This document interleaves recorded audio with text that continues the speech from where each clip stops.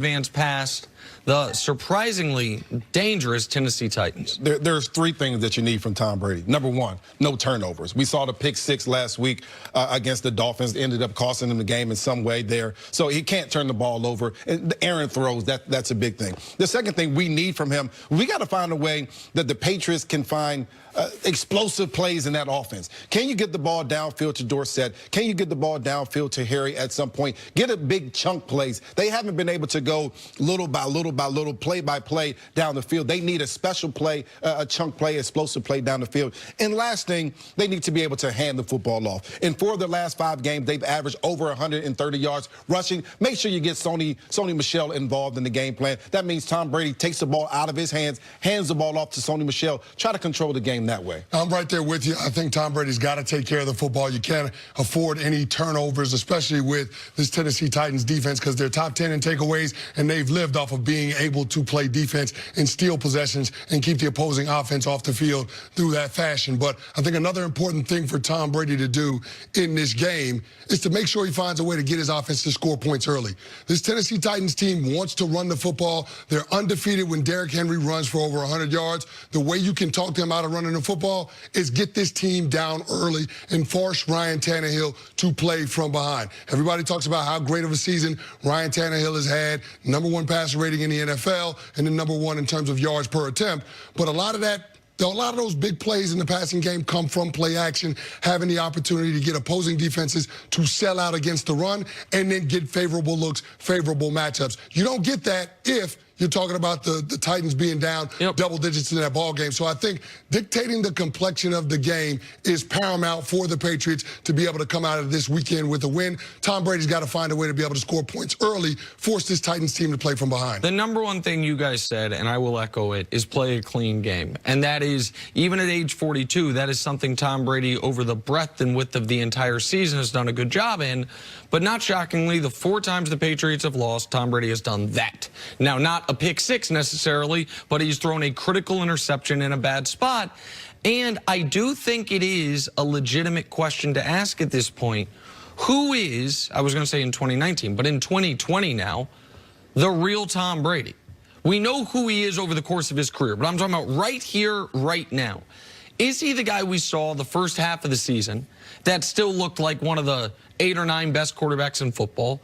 Or is he the guy we've seen the second half of the season, not 3 games, not 5 games, 8 games, where the team is 500, where they just lost to the worst defense in football, the Miami Dolphins, and where Tom Brady's numbers look like this? The second half of the season, he is dead last in the NFL in completion percentage, 30th in the NFL in yards per attempt, 27th in the NFL in passer rating. That's awful. And that is not a tiny sample size. It's a sample size of half the season.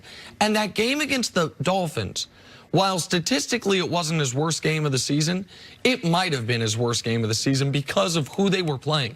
The Dolphins, while Brian Flores deserves credit for that team not tanking and them getting to 5 wins, they finished the year as the worst defense in the league by far. The worst pass defense, according to DVOA, the Football Outsiders folks, by far. And you couldn't take advantage of it. You went 16 of 29, 220 yards, 2 touchdowns, and the 1 interception that was the critical interception. We have lowered our standards so much for Brady that the game against the Bills, we say that was a great game. He threw for 270 yards and 1 touchdown. Now, he was efficient, completed like 74% of his passes. It was a good game by any standards.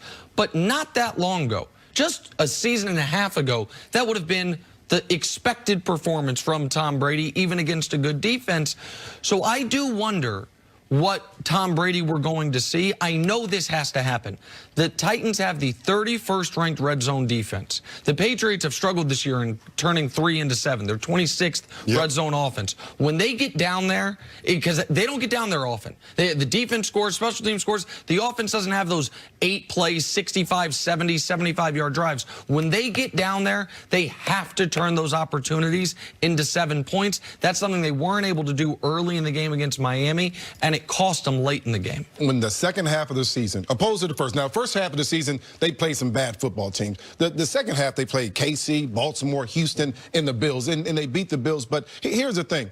Tom Brady when accurate, he can get things done. These last few games, really almost all season, he just hasn't been accurate, overthrowing guys too high, missing guys wide. And then there's other times, like I think the Eric Rowe interception, where he panicked a little bit, went to his first read, wasn't there, panicked and just tried to get the ball out of his hands. He's concerned about the contact that he's going to be getting. They have to be able to protect him, make sure that he has confidence in that pocket. That way, he can be accurate throwing the ball down the field. We are used to seeing an accurate Tom Brady. We haven't seen that guy most of the season. Yeah, I don't want to give Tom Brady any passes for being inaccurate, but I do believe that some of the misses and some of the turnovers are as a result of not being able to trust those young wide receivers and those guys not being in the positions that he's expecting them to be in. So that's one of the things that you have to watch, especially early in this game. But, Nick, to your point about scoring when you have the opportunity in the red zone, they have to be able to take advantage of that because the Tennessee Titans are not good in that area. The Patriots haven't been good all year in that area either, but I think another critical area where the Patriots have to be good is sudden change. When that defense gets takeaway opportunities, that offense has to respond and be able to put points on the board. I think that's important in this matchup. That's something that we have to look at because that defense didn't play well in their regular season finale as well. I mean, you had a 4-point lead with 4 minutes to go against the Miami Dolphins, and you couldn't close it out. Stephon Gilmore was getting cooked by Devontae Parker. So that defense has to play much better than the last time we saw them on the field.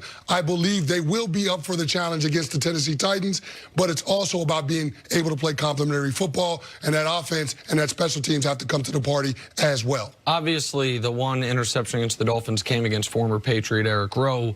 The best slot corner in football this year, the person who's going to be lined up on Julian Edelman, the only person Tom Brady really trusts in that offense, former Patriot Logan Ryan. That could be one of the key matchups of this game, how Logan Ryan does against Julian Edelman. Coming up, will Carson Wentz pick up his first career playoff win in his first career playoff game? That'd be efficient. That's next. This is First and 10. Canty, will the Saints dominate this game? Yeah, I think the Saints will dominate this game. When you look at the matchup, you say the Saints have the edge in a couple of critical areas of this game. You start looking at the quarterback being protected. I think that the Saints have one of the best duos for the offensive tackles in the National Football League in Ryan Ramczyk and Teron Armstead. Yep. Drew Brees is one of the best quarterbacks in getting the ball out of his hands. He's second quickest from snap to pass in terms of getting the ball out. And then that Vikings defense is 6th worst in terms of opposing QB completion percentage. And we know Drew Brees is one of the most accurate quarterbacks in the history of the NFL. So I just look at this from the standpoint of Drew Brees being able to get the ball out on time to his guys and let his playmakers do the heavy lifting. The Vikings haven't been great in terms of being able to hold up in pass coverage against opposing wide receivers. So that has to be an area of a little bit concern. And then if you flip it and look at the Saints defense going up against that Vikings offense, the Saints defense hasn't given up a 100-yard rusher all year. And Dalvin Cook hasn't averaged more than 4 yards a carry since week 8. So, I mean, we're talking about Dalvin Cook and his health and being able to add that dynamic guy in the backfield to take pressure off of Kirk Cousins.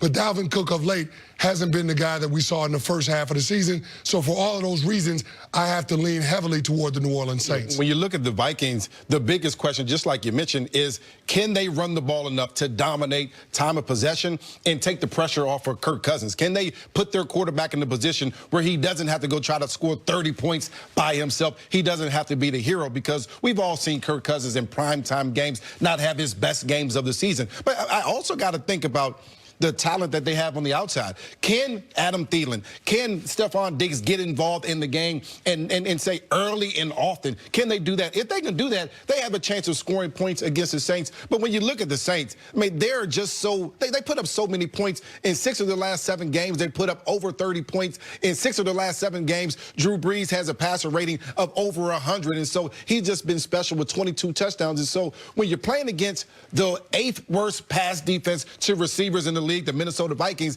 I think Drew Brees, Mike Thomas, Jared Cook has a big game. They get after it just a bit. I also think that Alvin Kamara has a great opportunity against this defense of out of the backfield catches in the screen game, as well as when he's displaced in the wide receiver position. Yeah, this isn't the Vikings defense the last couple of years. 2017, Vikings #1 third down defense. 2018, Vikings #1 third down defense. This year, Vikings #19 third down defense. It's been a huge liability for them compared to where they'd been in the past. past where they've been able to overcome it is Kirk Cousins was better, particularly after a tough first quarter of the season, those games 5 through 12. He was much better this year than last year, which helped propel them to the 10-5 start before they just didn't even care about their Week 17 matchup.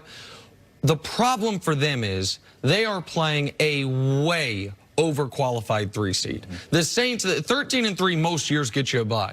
The Saints this year are one George Kittle 4th down stop away against the Niners from being